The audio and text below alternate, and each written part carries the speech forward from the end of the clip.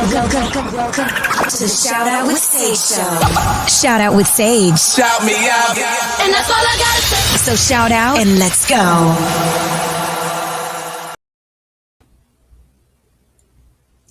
Hi, everyone. I'm Sage Stevens, the host of Shout Out with Sage. And today, my guest is a recording artist, a music producer, a songwriter, and he's a multi-instrumentalist. He has worked with Sir Paul McCartney, Maroon 5, Lenny Kravitz, George Michael, Boy George, Paula Abdul, Faith Evans, just a few people. And there's a whole longer list as well. He's done a bunch of film soundtracks. He was a band member of PM Dawn and can be seen in the new documentary Unsung PM Dawn on TV One. He is working on a new neo-pop soul project, and his first track will be called Empathy, which I've listened to, and it's fantastic, and I love it, love it, love it. And today, I'm so happy to have with me my guest, HERBIE SOUL, aka Niraj Tribino. Hi, how are you today? Hey, Sage, thanks for having me. Wow. Thanks for being here. And so how did you start in music? Oh my God. I think it started out with banging on the bottoms of my mother's waste baskets when it was my job to take out the trash. And I would annoy everybody because I loved rhythm and drums. But, and then started joining bands, became a drummer, became a guitar player. And then, got some attention with some local bands in some local clubs, and fan bases started building up on a local level. But then really the turning point in my life was when I was living in Chelsea, Manhattan, and I was with my girlfriend at the time at a gourmet deli. It was on the corner of 9th Avenue and 23rd Street. And I was actually getting ready to go do a job at Macy's. I would demo Casio keyboards, and I had like my sort of spiked hair gothic musician look. Gotcha. And this dude walks in, this really handsome, beautiful black man, and he looks at me and he says, "Hey, are you a musician?" And I said, "Yeah." He said, Nile Rodgers just produced my album, and we're getting ready to do a nationwide tour, and we're doing Soul Train next week. Can you come audition? And auditions are a block away. And I said, okay, well, I can either say no and go work at Macy's, do my day job, or, demoing keyboards, or I can like ditch my day job. I was in college also at the same time. So I was going to college, and I was doing this little day job thing. And, right. And so I said, all right, F it, I'm just going to go do this audition and see what happens. So, a couple hours later, I walk a couple of blocks down to this rehearsal studio, and I walked in, and it was the strangest sort of, serendipitous thing, because I learned that as soon as I walked in, the owner of the recording studio, the rehearsal studio, was a schoolmate of my older sister's. His name was Michael Morosis. Yeah, so I thought it was very bizarre. I felt like all of a sudden I entered like the Twilight Zone. And then I went into this beautiful rehearsal studio room that was like super high end. I mean, everything was white. I felt like I left the planet.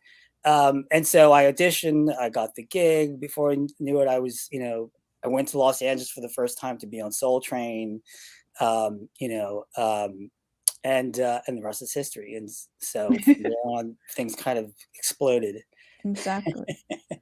And, have you had any other sort of moments like that sort of took you to the next level? Like, were there other points where you were already sort of in the industry that took you to a different level, or just a different opportunity? Yeah, things started happening. One thing led to another. It was almost kind of like a domino effect.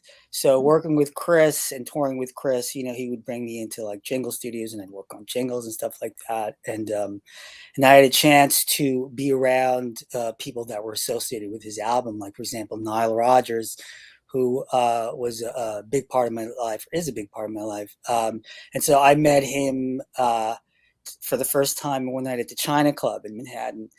And I was with Chris and Al, who was the bass player for Chris's band. So they walked off, and I ended up just sitting next to Niall, and we chatted it up. And so that started a rapport between us. And immediately he started talking music. And so there was a band on stage, and he said, listen to the snare drum. Do you know who started that sound of the snare drum? Because there was a gate reverb sound. And then we talked about the origins of, gate reverb being used on the snare drum. So, okay, and then that, so for those of us that aren't so musically inclined, what can you, what exactly is that, a gate reverb? So a gate reverb, okay, so reverberation is like when you go into a bathroom and say you clap, you'll hear a lingering sound after the clap, and call that reverb. And so a gate reverb, what it does is it takes that decay that comes off your clap. Let's say you're in a bathroom, you clap your hands and you hear like a right, or maybe in an auditorium is probably a better example. So what a gate does is it immediately closes or shuts off the decay. So you hear a and then it stops. Okay, it's like a hard stop. Yeah, a hard stop, and you can adjust that, depending on what kind of when you're mixing device you have. You can adjust how long you want it to be and how present you want it to be. So in the 80s, 70s, and in the 80s, gate reverbs became very popular on records, and also for that reason on live performances as well too. So yeah. So you and Niall, sorry, is it Niall or Niles? It's funny because I said to him one day, I said, Niall, for some reason, a lot of people call you Niles. I forget where we were. And he's like, yeah, it's a strange thing. I just kind of roll with it or whatever. Okay. And so some people, for some reason, call him Niles. And I haven't quite figured out why. But yeah, it's Niall, N-I-L. Okay. So you guys were discussing that, and that basically developed a relationship for you? Well, it was the start, and then we'd run into each other at the China Club, and he'd come up behind me. He'd see, because at the time,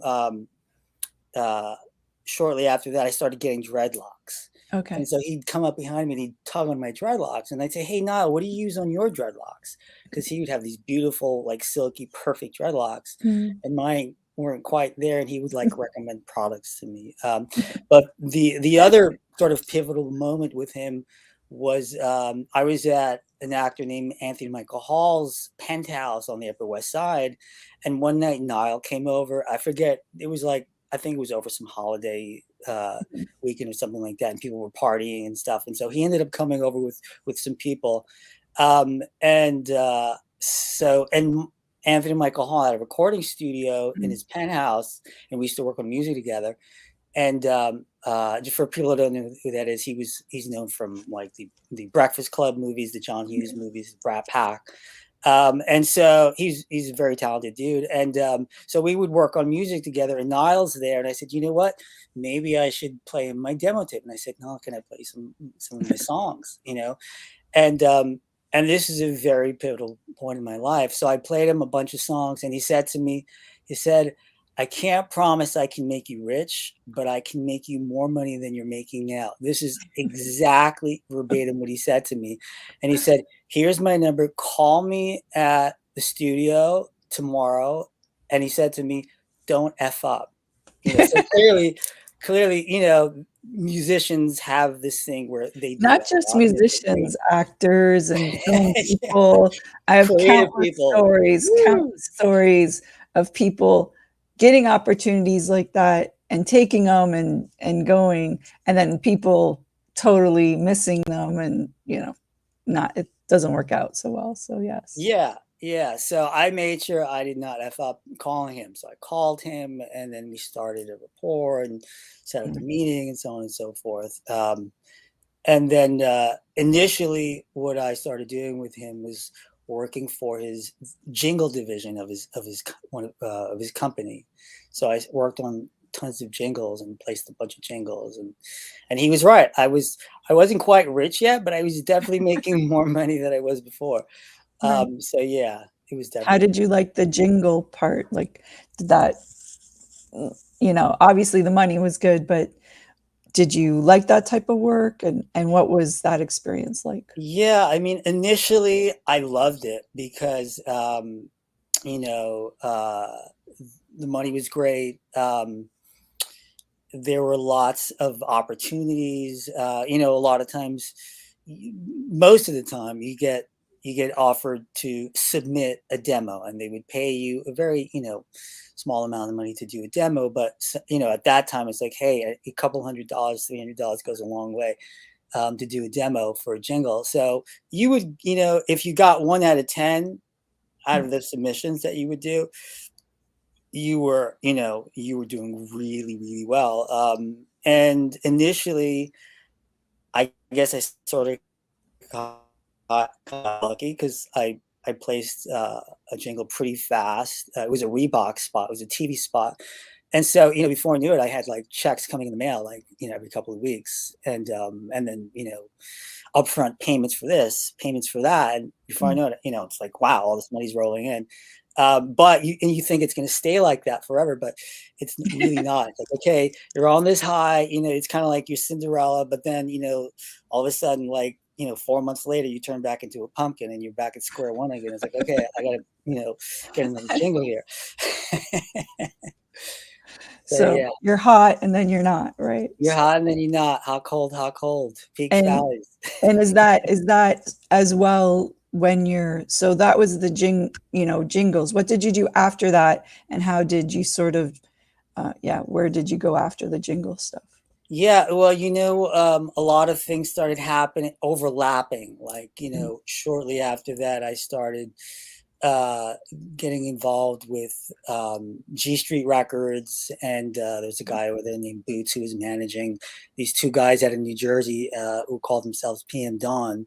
Mm. And then one of my buddies who was touring with me with Christopher Max, who I brought him on the tour as a technician. Mm. He's actually a high school friend of mine named Tim Clark, and so I brought him into Christopher Max, and he later on, down years, you know, a few years later, whatever have you, he became friends with some of the label people at G Street Records, and they were looking for a guy who was like musical, who was recording studio savvy, musician, etc., to kind of complement what they were doing. Because one of them was a DJ, one of them's a rapper. They're both songwriters. Mm. And so Tim introduced me to a guy named Boots at G Street Records, who was under the G Street Records was under the Polygram umbrella of labels at that time. Okay. Polygram was one of the majors, and so we met and we hit it off. And before I knew it, you know, we were in the studio and we were touring. So that was again, you know, a life change, another life changer. So it sounds like networking has, or and relationships has, you know, definitely been important. If someone's first starting out in music, would that be one of the major tips you would give them, or what's some sage advice that you would give someone starting out in the music industry? I like that sage advice. Oh, of course. Now I've got like phones ringing off the hook. That's okay. So hopefully that'll go in a moment. Okay. So yeah, networking is super crucial. You know, I've spent a lot of time practicing instruments at home and developing my craft in different areas and stuff like that. But, you know, it doesn't mean a whole lot if you can't get that to open doors for you and get jobs, and, you know, and there's no other way around it except for networking. I mean, today we have obviously social media, so that kind of broadens things, you know, by Yeah, tenfold. you don't have to be like, you know, hitting the cafe or the club, or, you know, you can still meet people online now. So. Yeah, you can meet, you know, shit, thousands of people. Excuse my French, but I mean, there's still, looking back, there's still something to be said about, you know, the organic sort of vibes of, you know, being at a club, and, you know, sort Right. of like the divine interventive forces that kind of interact, and you can't negate that that's there. At least for me, it's like, you know, there's something that's sort of, you know, moving things along and helping to orchestrate things to happen a certain way. It's, you know, obviously it's very hard to quantify how those things work, but Right. but yeah, it's kind of like magic. You're here, you get a gut feeling to move to this part of the club and to talk to that person, and you see somebody and then you go to the bathroom, and because you went to the bathroom, came back out at that moment in time, somebody crossed your path who's friends with your friend, and then all of a sudden your life changes. I mean, it sounds sort of simplistic in a way ridiculous, but that's the way those things happen sometimes. I think also if you're expectant, that kind of creates sort of a mindset to see those things. Because sometimes, there have been plenty of times where things have presented themselves, and I felt like I missed my cue. Oh wow, I could have totally spoken to that person had I, been more tuned in at that moment. Who knows? Exactly. That's happened to me. I'm like, oh, I probably really should have put like some more effort in there and talked to them, or, talk to them a little longer. I wasn't really like, woohoo. So, yeah. What are you working on now? I listened to your song. You're in my song. And yes, I am. You pointed it out. And you didn't even know. I was listening to it. It didn't even occur to me. So yeah, and then you started laughing when you heard that line, and I think it was in the second verse. And I said, "Oh my God, that's right." I mentioned your name in the song. Right. Well, it wasn't directly about me, but about burning sage or something. Yeah. Or maybe it was a premonition, a subconscious premonition of sorts. Who the hell knows? maybe. Yeah. I was listening to it. I'm like, okay, this was meant to be I was like, okay, very good. Thank you. Yeah. So I'm working on a whole bunch of other songs like that one, kind of in the similar vein,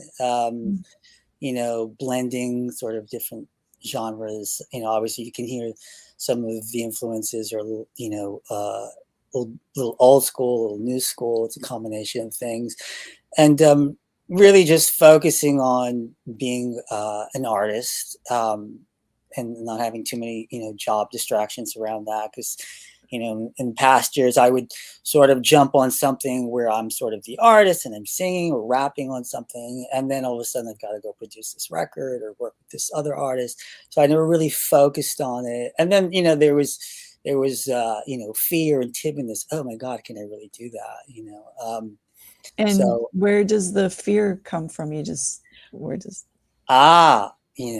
Perhaps fear of rejection, fear of not succeeding, self-doubt, how do you get over? So now you are doing your, going in that direction. What changed, and how do you overcome fear? Like, what works for you?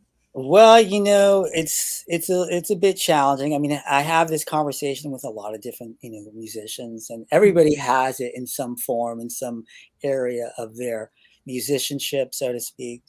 And so I know, like, one of the ways is, okay, the simple way you can start to attack it is just improve your craft, because some of the insecurities come from, okay, am I not good enough? Am I good enough?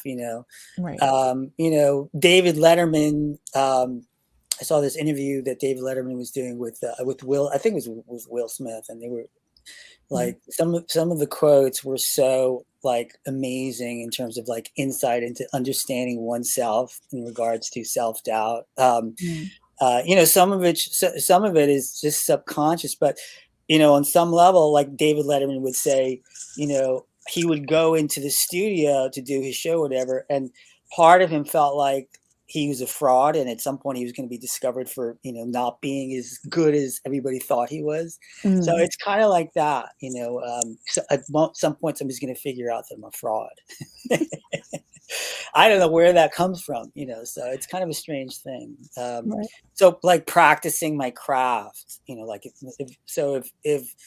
if the timidness lies more within like my vocal abilities as a singer and stuff like that, so then I focus more on improving myself as a vocalist, and that helps that a lot. It mitigates it a lot, Right. So you feel more confident, and there are a lot of other things too. It's like you have to get out of the, sort of, I think we all have to start to a certain extent, like this sort of self-sabotage paradigm consciousness that we don't really even realize that we have. Some people express it more than others. So there's some of that, you kind of sort of have to let Right. go. I think most people have a self-sabotage, or, like, you just have to, like, be aware of it and be cognizant and slap yourself. No, I'm just kidding.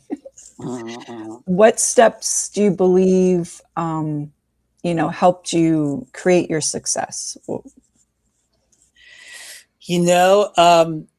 I think there was a general attitude that, looking back, I see helped me a lot, and that is maintaining a super positive mindset, like being open to possibilities and imagining things happen. I've always been somewhat of a dreamer. I'm always like dreaming and imagining and fantasizing things. I'd be in high school, like daydreaming about like music and, and not really paying attention to my English teacher. But, and that was seen as a bad thing. But now I've learned that actually was a good thing, or at least in my case. Well, it's like visualizing, and visualization is very important. So it's sort of the same. I did that very naturally because I'm a very visual person. So I would see, you see things in your mind and you kind of create in your mind and stuff. And then that became very much validated and affirmed, because with Nile Rodgers, that's his whole personality. His personality, like some people call him Mr. Positive Vibes, like everything he approaches and looks to do, he always approaches it with absolute positive outlook and mindset. I mean, almost to a fault. So I learned to, be more like that with him. And then there was another person who I noticed was so much like that. I mean, to a ridiculous extent, which was Lou Pearlman. He's the guy that created NSYNC and Backstreet Boys and stuff. And so, he was the owner of Transcontinental Records. I was producing some records for him at one point in time. And he'd come over to my house, and we'd shoot the shit, and he'd tell me what was going on, and I would ask him questions, and there was never anything negative. There was never anything like, oh yeah, well, this didn't work out, or we're trying to do this, but we're not really getting a great response. Everything was always amazing with him. Everything was always great. He's like, oh yeah, it's amazing. Oh, Nanaraj, it's great. Hey, hey. And he's from Is that really the truth though? Like, it's one thing to be positive, but are you like, because it's on the edge of like, is it the truth? It's not the truth, but it's a very funny thing. There's like a fine line between, lying and manifesting your destiny. Right. Well, and then I also believe in marketing. Okay. Like, you can't, there's marketing, and marketing isn't necessarily the truth, and it's not a lie. So, especially in LA, or you have to market yourself. So actually, my one acting teacher would always say, what was the quote? Oh, all stories are true, and some of them actually happened. Right, exactly. Those some of those are just so mind blowing when you look at your life. Years ago, there's another high school friend of mine named Chris Yarlamas. He's a big film producer today. We both moved to LA from Queens, and he used to come work with me in the earlier days, and we went down and had a PR meeting with Lee Salter's agency, down in Wilshire. I don't even know if he's still down in Wilshire, but Lee Salter literally would say to us, he would say, PR, public relations, is literally legitimate brainwashing. That's what you're paying for. And I'll never forget when he told me that. I was like, wow. So that's what's really going on. Okay, good to know. Legitimate brainwashing. Okay. That was his quote. I'm quoting him. Okay. I need to remember that one. Yeah. So, although it was an expensive, legitimate brainwashing program. So, at that point in time, I didn't take it on, but, I did learn a lot. What is success to you? I'd probably have to say inner happiness, inner peace, at the end of the day. Yeah, money's great, and material possessions definitely enhance one's life, you know, houses and whatever, and, you know, nice clothes and nice car, whatever. I mean, they're definitely major enhancements. I can't be mad at those at all. But I'm not attached to those things so much, you know. I think some people get very attached and like their identity is infused in their personal property. I don't, you know, I don't take it that far. None of it means anything if you're not good on the inside, right? If you feel horrible emotionally, or if you know, something is ailing you, you know, your health isn't right. None of that means anything because you can't enjoy it anyway if you're sick. So what good is it? Exactly. Yeah. And yeah, I mean, if you can't share also, it's like if it's all for you and you can't share it with anybody, then that's kind of like boring. Yeah, that's a little hollow. I mean, like to me, Um, I always have the best experiences when I'm with other people. So it's like, yeah, mhm, it's like, mhm. you know, you have those moments that you always remember. So, I like helping people, you know, mm, and I, you know, you and I know that that's kind of like one of the sort of pinnacle concepts of moving forward in one's career. Is like it can't be so much about you anymore, right? mm, To really move forward, it has to be about something greater than yourself. And it took me years to understand that. Like I would have, you know, managers that would say to me, "Why are you doing this? What's your sort of pyramid of belief system? What, you know, why do you do what you do?" And mm, it always blow my mind and like make my head spin. I couldn't answer that question. I'm like, well, you know, I want to be famous. Well, no, I love music, and you know, I want to share my music. Um, but really, you know, if you can move somebody with what you've created, mm. then you help them, and isn't that the most rewarding thing more than Right. potentially? Well, helping someone else, you know, Yeah, in their life achieve another level that they didn't, you know, or just giving them some, you know, some information that they had no idea about that could s- totally change their trajectory or something like sure. that. So, were there any opportunities you felt you missed?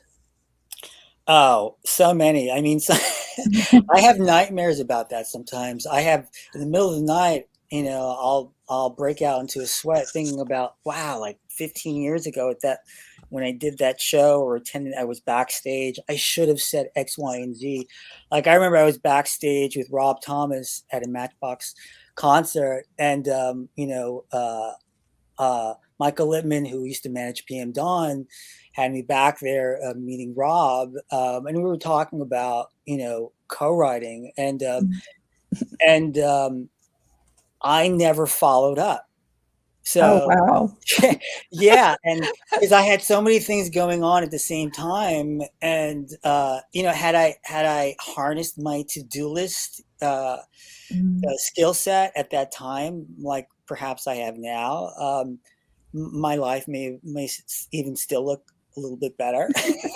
May have went a little this way instead of that way. Yeah. Yeah, or who knows? I mean, it's hard to say, you know, because then it's like, okay, well, maybe it wasn't meant to be. Then we go into Right. like that mindset, you know. So I have Exactly. a lot of those kinds of things where, wow, I should have done this, I should have done that, but we don't really know, you know, Right. Exactly. Well, what you would have can't. really happened. I mean, Yeah, who you knows? can't think too much. It goes back to the positivity. You can't really focus on the things you've missed because, you know, you just Yeah. have to keep Yeah. going forward.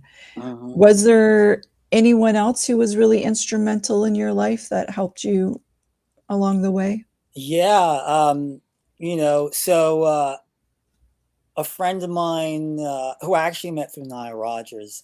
So this is with PM Dawn. We had done a show. It was an AIDS dance-a-thon at I think it was at where was it? It was at Dodger Stadium, and Christina Applegate was hosting it. Um, and you know, the singer of PM Dawn, Prince B, he was nervous because Christina Applegate was going to be there, and she's in. He literally put her name in the song. It's like Christina Applegate, you got to put me on, and that was like it was like a top 10 hit song at the time. Mm, And so after the show, okay, we met Christine and everything. It was fun, but after the show, um, one of the people from the label said to a few of us, they said, hey, you know, there's a big party in the Hollywood Hills. You want to come? And, you know, they pulled up a limo. And so a bunch of us got in the limo.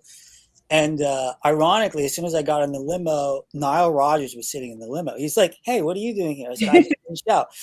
And so we go up into the Hollywood Hills, and we ended up at Richard Perry's house, who at that time I wasn't very familiar with him. And then I realized that he was kind of like what Nile is to me, Richard Perry was to Nile. Okay. And so I became very friendly with Richard Perry. And he gave me a whole other like vision of wisdom into music business and being a music producer. And what but was oddly, that wisdom? Yeah, well, you know, he was very, very particular about mixing records, you know, down to the minutia of everything. You know, unlike Nile, his approach is a bit different. He was sort of more organic and flowy, where Richard Perry was very like analytical. He and I would be in the studio, and he would say, you know, he's from Brooklyn. He's a Brooklyn Jew, and he would say to me, he would say, Herbie, turn down the vocal a quarter of a dB. And I would say, really, just a quarter? You think that's enough? You know, and today now I find myself, when I'm mixing, I turn things up and down like tenths of a dB, just because he sort of trained me that way. Right. But strangely, he didn't take to me so much as a, you know, as a composer and a producer and a songwriter, as much as he did took to me as a singer. So when you ask me who was pivotal in my life, he gave me a lot of confidence as a vocalist. And so he would compare me to different people that he's worked with throughout the years, you know, and his discography is ridiculous. He's like the old school discography of Ray Charles, Carly Simon, You're So Vain, you know, just ridiculous credits that people just like growing up. Like, I think like you know, some of my cells are part Carly Simon and part Ray Charles, because you're born into this life, and it's like some of the first things that you hear, because at that time it was playing all the time. So yeah, he took a strong interest in my voice, and so he would track me singing on different projects. So, and then his criticisms and his insights definitely helped me a lot. How do you criticize someone? That's a good point. How can you criticize someone like constructively, but sort of take into account, you know, the creative thing? Yeah. So I'm going to quote him. You know, it's amazing that I can remember all these different quotes from all these people. So I'm going to quote him. So he, you know, he knew that my parents were from Colombia. My parents were Colombian. And so he would say to me, when we would be in the studio and I'd be cutting a vocal on something, instead of saying to me, you know, put more emotion into it, or, you know, free yourself up a little bit more, or, you know, you're not singing with enough expression, he would say to me, Herbie, put a little bit more of that Bogota fire in the vocal. And, you know, only Richard talks like that. You know, like, I don't know anybody else who talks like that. Let alone in the studio, like, put more of that Bogota fire in your voice. But I understood what he meant. So, I would give me some passion. Yeah. So I would execute what I thought he meant, and it would work. And so, you know, and so there are a few times years later where I almost said that to somebody, you know, just as a joke, who knew Richard. And so, yeah, so a lot of little things like that, you know, they might sound silly, but they were. I mean, well, when you know someone well, you can harness those personal things to help motivate them the way you want them to go. So, are there any other shout outs you'd like to give today? Who else did I have on my list over there? I mean, so many people have helped me, you know, across the board. You know, probably working with Anthony Michael Hall. You know, he and I had a close friendship for many years in the 90s. And so, you know, we would be supportive of each other's artistry. So when he did his directorial debut with Hail Caesar, it ended up being like a cult film. You know, I was composing and writing songs that I was singing on, and then I was doing film scoring for his film, and some of it we would collaborate on. Like we collaborated on a song that was called "Love Is," and a lot of people really love that song. To this day, I still get emails from people like asking me where they can buy that song.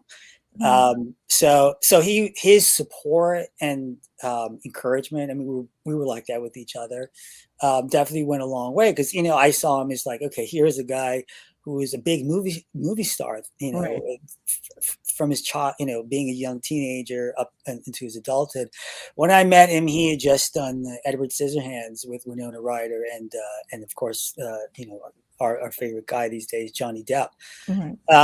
And so if a guy's like that, you know, a guy like Anthony Michael Hall is giving me respect and props, and I'm like, okay, wow, then I must be doing something right. So yeah, I definitely a shout out to him, you know, Niall, Richard, and Anthony Right. Michael Hall. How, Definitely sorry, three. Yeah. And those of three. course, you know, I have to say, like, you know, the PM Dawn brothers, they were Right. always, you know, beautiful people, very spiritual guys. And you know, God rest his soul, Prince B, the lead singer and main songwriter.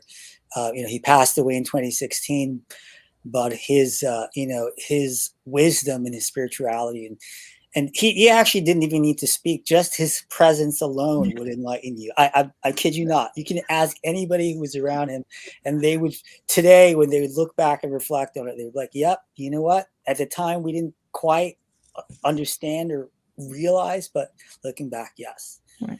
It's just his presence alone. Yeah, there's people you meet that are like that. And sometimes, yeah, you have to you know, take a few steps to the left or the right, and then you realize later like what they were. Yeah.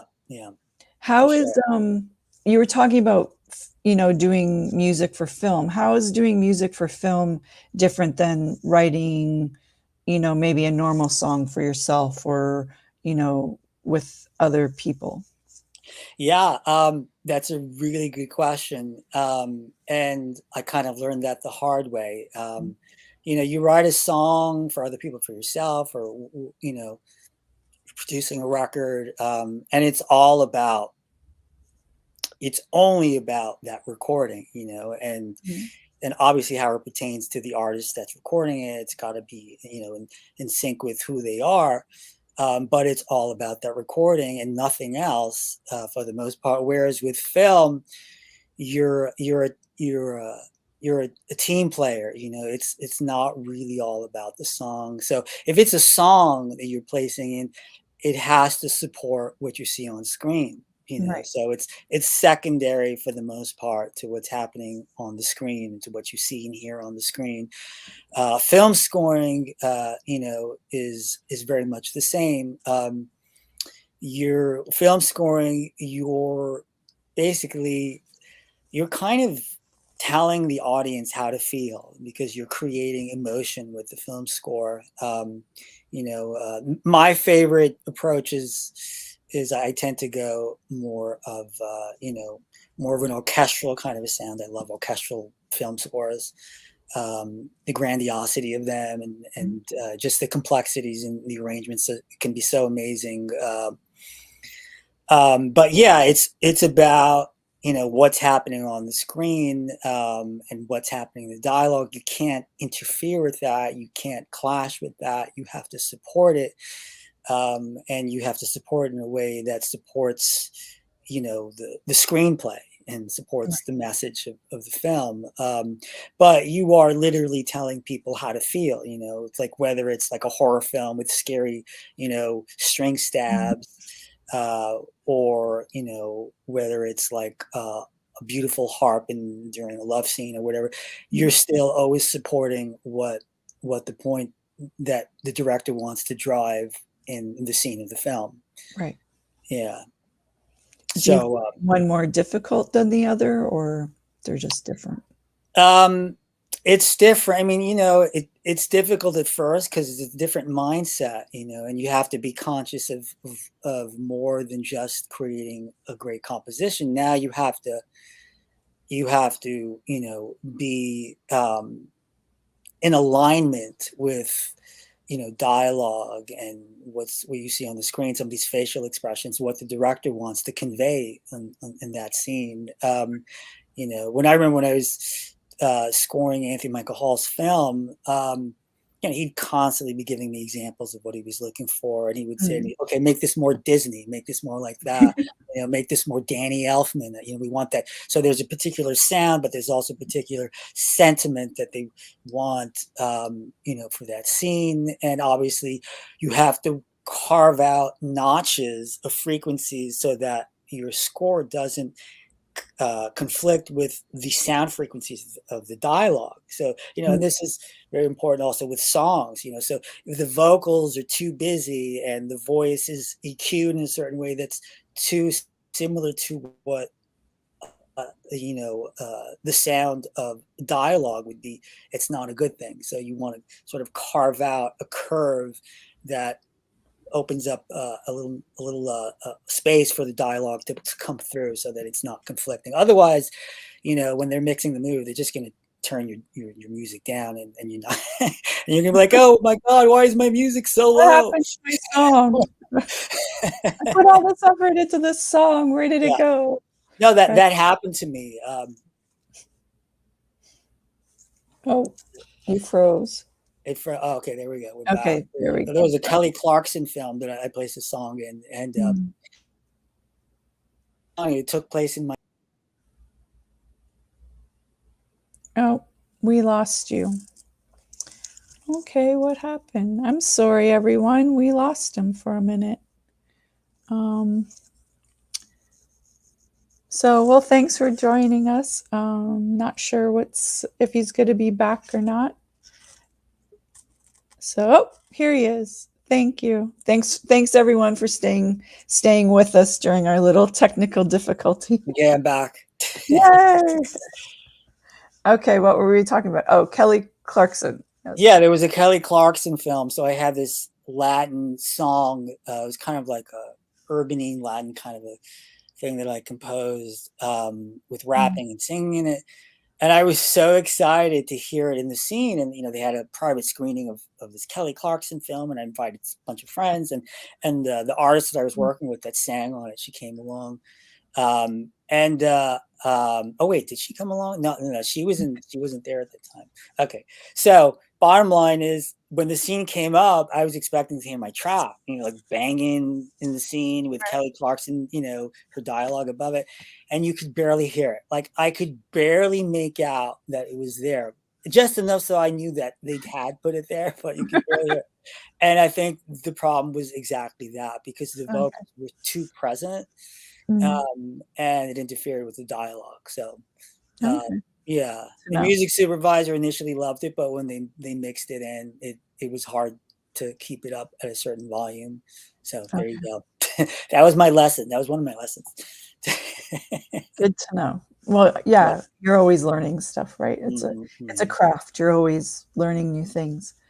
Well, what about your new stuff? So you're writing and orchestrate. I mean, you're composing all your album, right? You're doing. I'm writing and recording my album, and so Empathy is the first one out of the gate, and I've gotten a lot of great response just with some of the peers, and sometimes they tell me. I love it, and I'm not just saying that. I love it. Thank you so much. I appreciate that. So I'm getting acquainted with the proper way to, promote and market it, and hiring the right people to help me with that. And so, yeah, it's going well, step at a time. Sometimes I feel like, I just want to release it and just get it done with and have it out in the world. But, sometimes nothing happens when you got to promote it. Obviously being around the music business, I've learned there's a reason why they spend millions of dollars on promotion and marketing. Not that I have anywhere near that to spend on it, but, but there's a pathway to you know, it's just like a film or whatever. Like you do have to market it, you do have to promote it, and you have to make sure you know, go down that road. So yeah. when do you think we'll be able to hear it? Like when do you think it will be released? That's a really good question. So it's possible for this last quarter, but I don't think so. I think there's just, you know, I think there's going to be too many things happening in this last quarter that with the holidays and everything that just Right. gonna bury it. I would say probably more likely the first quarter of 23. Right. Nice open space. But you know, it'll be here in a hot minute, so I better you know, get it prepared. Awesome. Well, I want to thank you for being here. Is there anything you'd like to say? How do people follow you and find you online? Or Probably, well, you can go to my Facebook and follow me, you know, friend me. You can go to my Instagram and follow me, and you can go to my website and scroll down and subscribe, pop in your email, and once things a little bit further along, probably first quarter of 23, I'll be, for people that have subscribed, they're going to get some free goodies. I'm not going to announce what that is yet because technically I don't know what that is yet, but they will be getting some free goodies. There will be something there. Yeah, they may even be getting, you know, like one of the taglines in the song Empathy that you heard is give a little empathy, you know, so we've been talking about printing up some t-shirts, which, you know, a lot of people believe is much needed now, would be cool, you know, so so I might be doing some giveaways with that. So yeah. And what is your website? Just so everyone, like, do you want to like say what it is? Yeah, HERBIESOUL.com. Okay. Yeah, Soul, SOUL, Herbie, you know, just like you see it on screen, and HERBIESOUL.com. There it is. And that's how we can find you on Twitter and Instagram or wherever else as well. Herbie Soul. Well, yeah, pretty much. I have to check on my Facebook again because I may have Herbie Nataraj Tribino. You know, like Nataraj is sort of my AKA spiritual name that I got years ago that I use with close friends. Yeah, so you'll see it should work. As a matter of fact, as soon as we get off, I'm gonna go in there and adjust it if it's not right. So yeah, there we go. Well, thank you so much for being here today. It was great to have you and learned a little more about the music industry that I didn't know before. So we'll have a great day, and I can't wait for your songs. So Sage, thank you so much. Much appreciated. It was great. Thank you so much. Have a good day. And you too. Bye. Okay, bye. Thanks. And thanks everyone for being here, for watching our interview. I'm Sage Stevens. This is Shout Out with Sage on Streaminn Hub Radio, and hope to see you next Wednesday at 4 for my guest. So see you next time. Bye everyone. Thank you.